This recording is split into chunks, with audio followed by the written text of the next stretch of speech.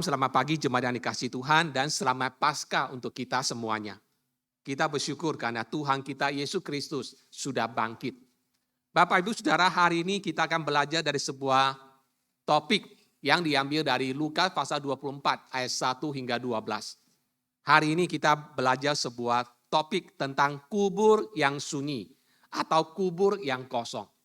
Bapak Ibu yang dikasihi Tuhan, ada banyak peristiwa yang terjadi pada minggu itu. Yaitu dimulai pada waktu Yesus masuk ke Yerusalem dengan mengendarai seekor keledai. Banyak orang berseru-seru Hosiana, Hosiana. Di antara mereka ada melambaikan daun palem, di antara mereka juga ada menghamparkan jubah mereka ketika Yesus masuk ke kota Yerusalem. Dan sampai pada hari Minggu berikutnya, yaitu pada hari Paskah, hari kebangkitan Tuhan. Satu minggu itu ada banyak peristiwa yang terjadi. Pada hari Senin dan hari Selasa, pertentangan antara Tuhan Yesus dengan para pemimpin agama Yahudi semakin keras, semakin intens. Kemudian pada hari Rabu, Yudas menjumpai para pemimpin agama dan mulai merancang pengkhianatan terhadap Tuhan Yesus. Dan akhirnya sepakat menjual Tuhan Yesus dengan harga 30 keping uang perak. Pada hari Kamis, Yesus mengadakan perjamuan malam terakhir bersama dengan murid-muridnya. Dan setelah itu Tuhan Yesus berdoa untuk murid-murid dan berdoa untuk orang-orang yang akan percaya setelah kematiannya. Dan pada malam itu juga Yesus ditangkap ketika ia sedang berdoa di Taman Getsemani. Hari Jumat, pagi-pagi, Yesus diperhadapkan ke Pilatus. Dan akhirnya Pilatus memutuskan hukuman mati untuk Tuhan Yesus. Ia kemudian ditangkap, ia kemudian disalibkan, dan ia kemudian mati dan dikuburkan pada hari itu juga. Hari itu, peristiwa itu kita peringati sebagai Jumat Agung, Good Friday. Hari Sabtu.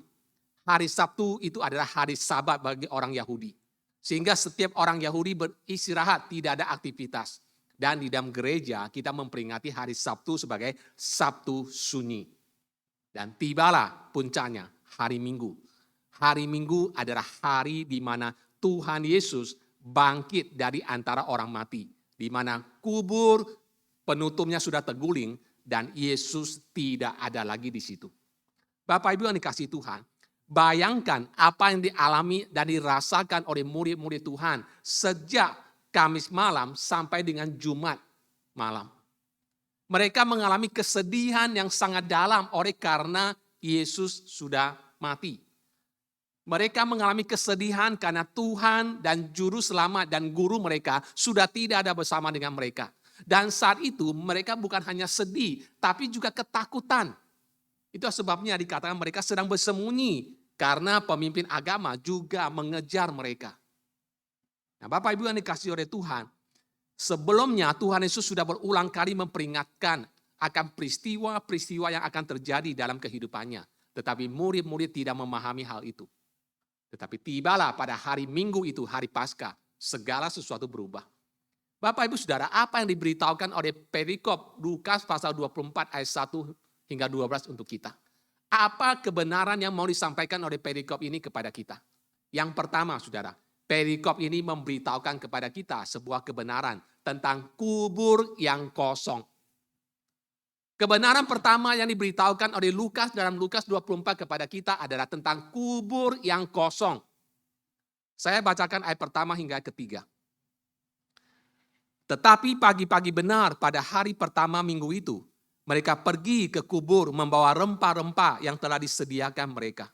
Mereka mendapati batu sudah terguling dari kubur itu. Dan setelah masuk mereka tidak menemukan mayat Tuhan Yesus.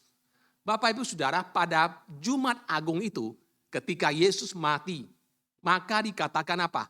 Dikatakan salah seorang namanya Yusuf dari Arimatea pergi menghadap Pilatus dan meminta izin supaya dia boleh membawa mayat Tuhan Yesus dan menguburkan mayat Tuhan Yesus. Setelah mendapatkan izin tersebut, maka pergilah dia bersama dengan seorang yang lain. Namanya adalah Nikodemus. Saudara, Yusuf Arimatea adalah pemimpin agama Yahudi. Tetapi dalam hatinya dia percaya akan Yesus. Dia menjadi pengikut Yesus Kristus, tetapi diam-diam. Karena statusnya, karena kedudukannya, karena ketakutannya kepada sesama pemimpin agama Yahudi. Dan bersama dengan satu temannya, Nikodemus. Bapak Ibu masih ingat siapa Nikodemus? Ketika kita baca Yohanes pasal ketiga, yaitu malam-malam ada seorang yang datang kepada Tuhan Yesus, yaitu Nikodemus. Nikodemus juga salah satu pemimpin agama Yahudi. Percaya Yesus tapi diam-diam. Nah, ketika Yesus mati, maka dua orang murid yang diam-diam ini pergi. Yusuf dari Arimatea mengapani mayat Tuhan Yesus.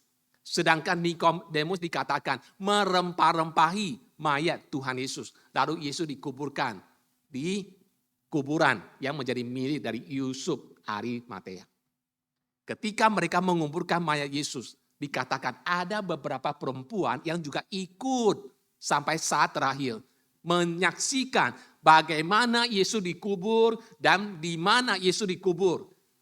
Dan wanita-wanita ini sadar penguburan terhadap Yesus itu terlalu terburu-buru. Tuhan Yesus belum dikuburkan secara proper. Pembalsaman terhadap Tuhan Yesus belum dilakukan secara sempurna. Tetapi mereka tidak bisa berbuat apa-apa. Kenapa? Karena sebentar lagi matahari akan tenggelam. Ketika matahari tenggelam berarti apa? Berarti hari Sabat akan dimulai. Dan kalau hari Sabat dimulai berarti tidak boleh ada orang yang beraktivitas. Jadi mereka tidak bisa berbuat apa-apa. Itu sebabnya Bapak Ibu Saudara, ketika hari Sabat berlalu, firman Tuhan berkata apa? Tetapi pagi-pagi benar pada hari pertama minggu itu, mereka pergi ke kubur membawa rempah-rempah yang telah disediakan mereka. Pagi-pagi buta, diperkirakan jam 5 pagi. Mereka sudah pergi ke kubur untuk merempah-rempahi mayat Tuhan Yesus. Tapi apa yang terjadi, saudara? Ayat kedua dan ketiga. Mereka mendapati batu sudah terguling dari kubur itu. Dan setelah masuk, mereka tidak menemukan mayat Tuhan Yesus. Mereka menemukan kubur yang kosong. Mereka datang dengan harapan untuk menemukan mayat Tuhan Yesus. Tetapi ternyata mereka menemukan kubur yang kosong. Bapak Ibu Saudara, ada seorang bernama Frank Morrison. Dia menulis sebuah buku yang 20 tahun yang lalu sangat terkenal. Namanya Who Moved the Stone? Siapa yang menggulingkan batu itu? Siapakah Frank Morrison? Frank Morrison itu adalah seorang reporter atau jurnalis yang terkenal di Inggris pada abad ke-20 pada waktu itu. Ia bukan orang Kristen. Tetapi sekalipun dia bukan orang Kristen, ia sangat kagum kepada Tuhan Yesus. Pribadi Tuhan Yesus. Nah Bapak Ibu Saudara, ia adalah seorang skeptis yang menganggap bahwa semua kisah tentang Yesus itu adalah mitos atau legenda. Apalagi kisah tentang kebangkitan Yesus, itu omong kosong, itu mitos. Lalu Bapak Ibu Saudara, kemudian Morrison terpikir sebuah ide cemerlang. Ia berpikir, mengapa ia tidak memakai skillnya sebagai seorang jurnalis untuk melakukan research, untuk membuktikan bahwa Yesus tidak bangkit seperti yang dipercaya oleh orang-orang Kristen. Ia akan melakukan sebuah riset dan dia akan menulis sebuah buku untuk membuktikan bahwa fakta-fakta sejarah tentang Kristus dan peristiwa-peristiwa yang terjadi seputar kehidupan Kristus. Lalu dia mulai melakukan riset selama 2 tahun.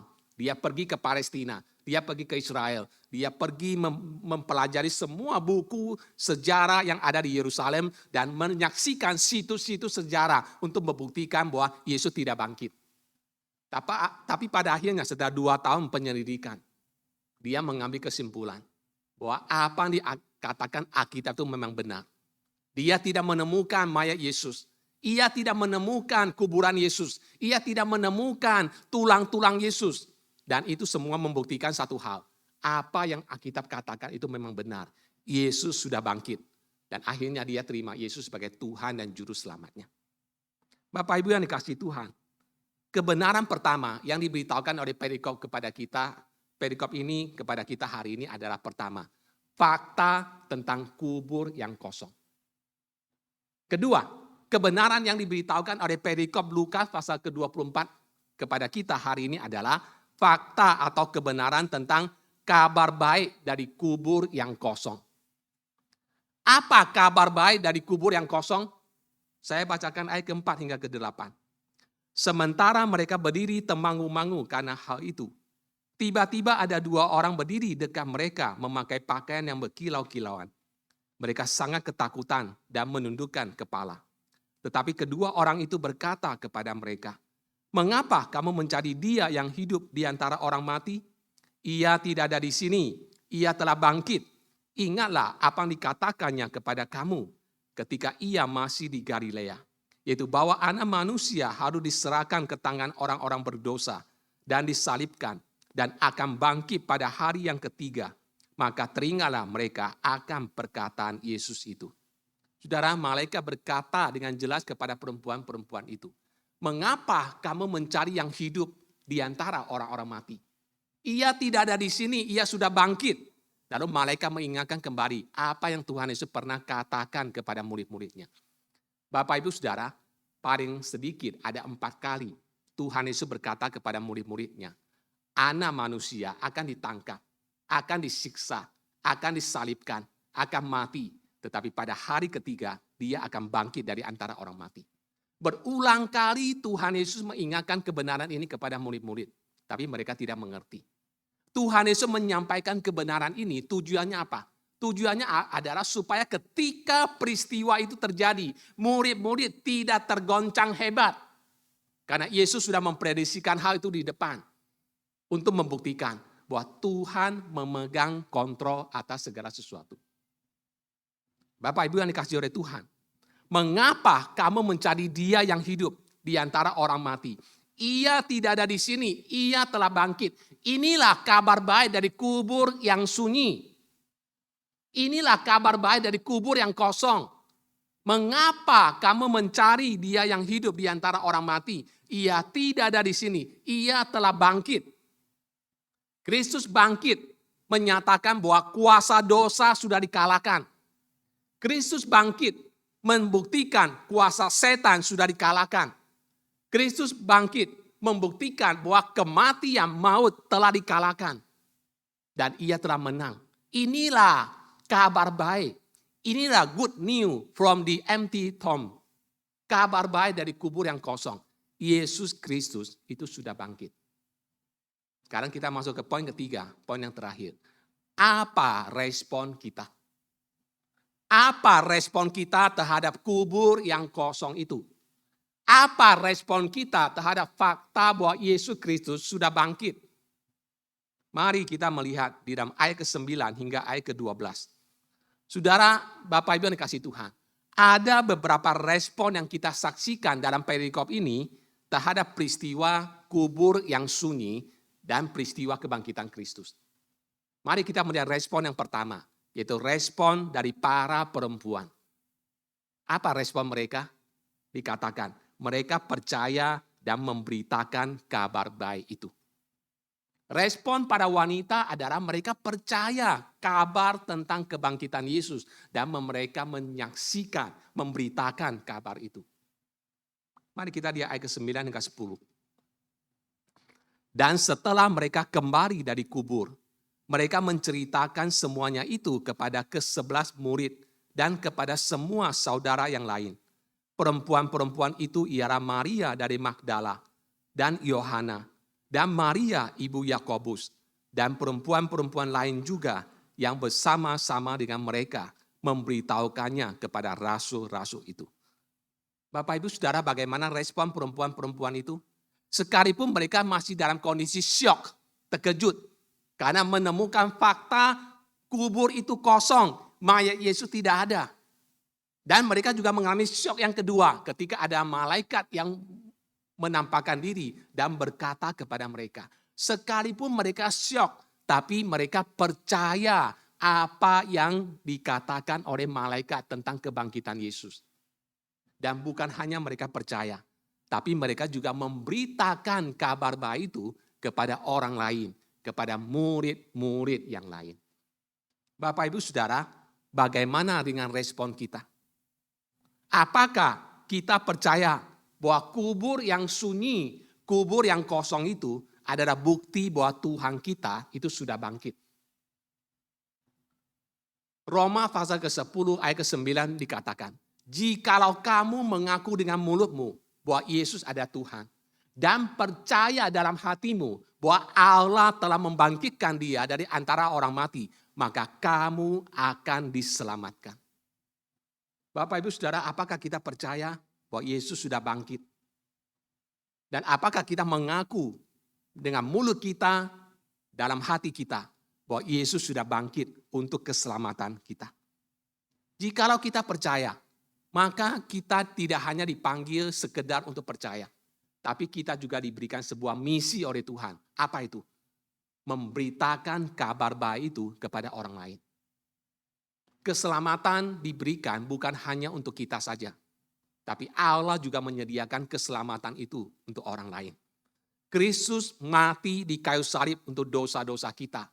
Kristus bangkit untuk memberikan keselamatan kepada kita. Bukan hanya untuk kita, tapi juga untuk orang lain. Dan Tuhan memberikan kita sebuah misi dan panggilan untuk menceritakan kepada orang lain.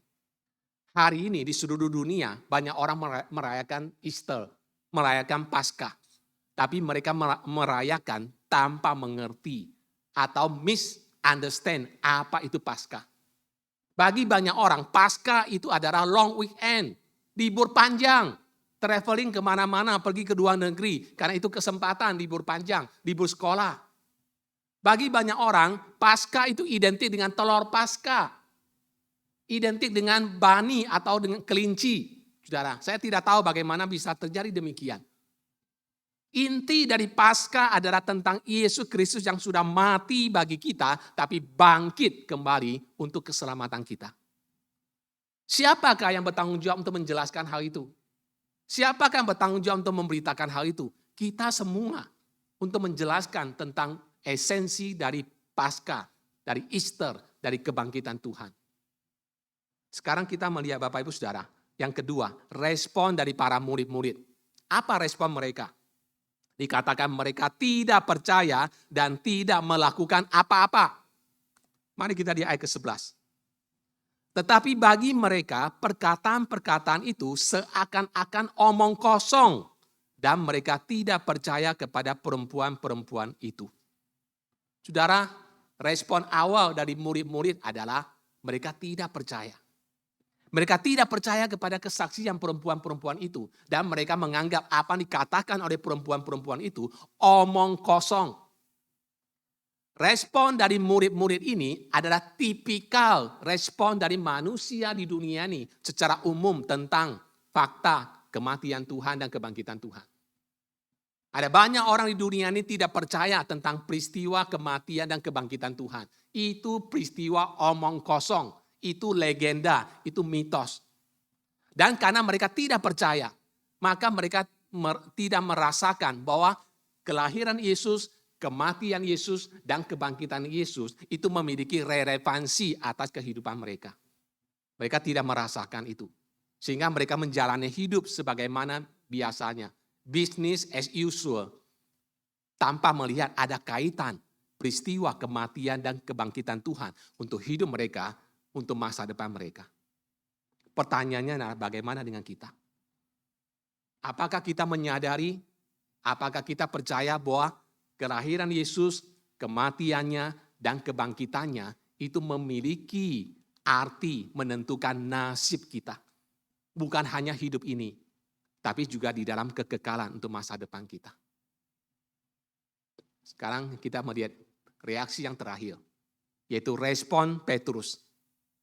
Apa yang dilakukan Petrus? Dikatakan Petrus mengecek sendiri kebenarannya. Ayat 12.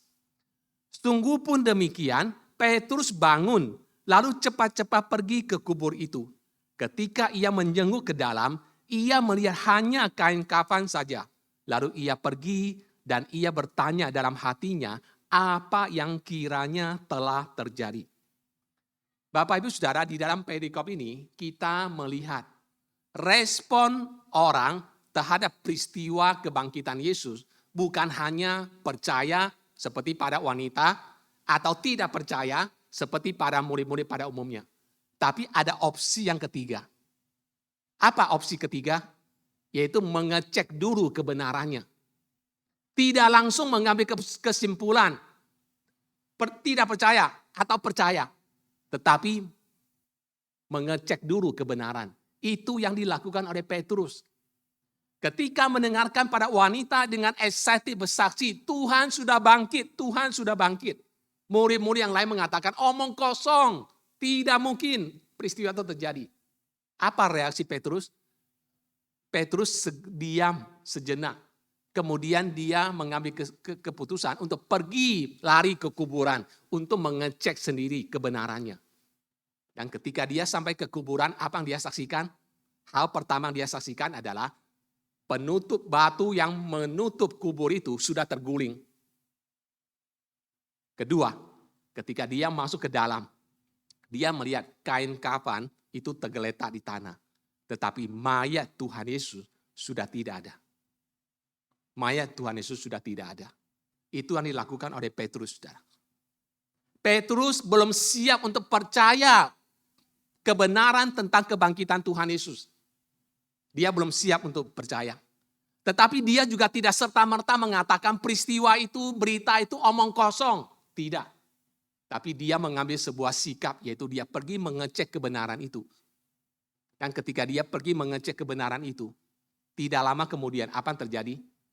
Di dalam Lukas pasal ke-24 ayat ke-34 dikatakan, kata mereka itu, sesungguhnya Tuhan telah bangkit dan telah menampakkan diri kepada Simon Petrus. Peristiwa ini kemungkinan terjadi tidak lama setelah Petrus mengecek kuburan itu. Dan di situ Tuhan Yesus menyatakan diri kepada Petrus tentang kebangkitannya. Bapak Ibu yang dikasihi Tuhan, mungkin di antara kita akan berkata, mudah bagi Petrus karena dia bisa mengecek sendiri ke kuburan pada waktu itu. Kita tidak bisa melakukannya. Saudara, sekalipun kita tidak bisa mengeceknya, tapi kita bisa belajar dari kesaksian banyak orang. Misalnya tadi saya menyebut tentang Frank Morrison. Bapak Ibu bisa membaca bukunya, Who Moved the Stone. Bagaimana ia menemukan Kristus di dalam kehidupannya. Atau saudara mungkin bisa membaca buku yang lain seperti misalnya Josh McDowell dengan bukunya More Than a Carpenter. Atau bisa membaca buku yang lain seperti bukunya Lee Strobel, The Case for Christ. Atau bisa membaca buku yang lain dari Timothy Keller, The Reason for God. Semua buku-buku ini ada kesaksian dari orang-orang yang menemukan Kristus di dalam kehidupannya. Bapak, Ibu, Saudara, apa respon kita terhadap kebangkitan Kristus? Apakah respon kita seperti perempuan-perempuan itu yang langsung percaya dan memberitakan kebenaran itu kepada orang lain? Ataukah respon kita seperti murid-murid pada umumnya? Mereka tidak percaya dan menganggap peristiwa kebangkitan Kristus itu ada omong kosong. Atau respon kita seperti Petrus. Kita belum percaya sepenuhnya. Tapi kita juga tidak sepenuhnya menolak menganggap itu omong kosong. Tapi kita ingin belajar, kita ingin mengecek, kita ingin menemukan kebenaran itu dalam kehidupan kita. Bapak, Ibu, Saudara, Yesus Kristus telah bangkit. Membuktikan bahwa dia hidup. Membuktikan dia ada Allah, membuktikan dia ada Tuhan dan juru selamat kita. Happy Easter untuk kita semuanya. Tuhan memberkati. Mari kita berdoa.